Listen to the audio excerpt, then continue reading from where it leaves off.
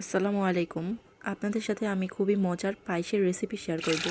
2 litre দুধ নিয়েছি, 2টা তেজপাতা, 4টা এলাচ দিয়েছি। ভালোভাবে নেড়েচেড়ে দিব। দুধটা ভালোভাবে নাড়তে চাড়তে হবে। এরপর 2 মুঠো পোলার চাল আমি আগে থেকে ভিজিয়ে রেখেছিলাম, সেটা দিয়ে দিব। চাল দেওয়ার সাথে সাথে দুধ নেড়ে দিতে হবে যাতে চালটা জমাট বেঁধে না থাকে। আরেকটি পাত্রে আমি গুড় মেল্ট করে নিলাম এবং ঢেকে রাখবো চুলা বন্ধ করে। আর অনবরত পায়েসটা আমাদেরকে নাড়তে হবে। হাফ কাপ গুঁড়া দুধ দিয়ে দিলাম যাতে পায়েসের স্মেলটা খুবই ভালো আসে এবং খেতে আরও বেশি সুস্বাদু লাগে। সাইড দিয়ে দেখবেন সর লেগে থাকবে, সেটা চালের সাথে ভালোভাবে মিক্স করে দিবেন আপনারা, তাহলে পায়েসটার স্বাদ আরও দ্বিগুণ বেড়ে যাবে।